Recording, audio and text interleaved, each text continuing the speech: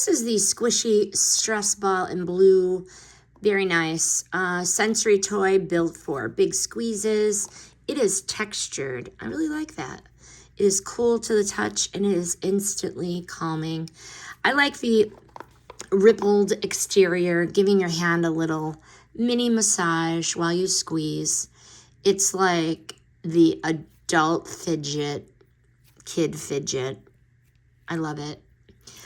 Inside, it's like a high density gel that really does stay smooth and cold and extra soothing instead of sticky or gooey.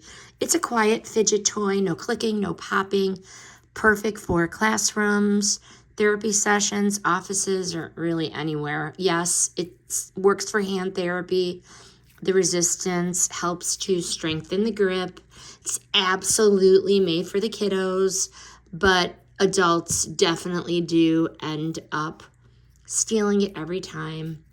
No scent, just a clean, neutral feel. Easy to wash with water. So once it gets fuzzy, you can just run it under water.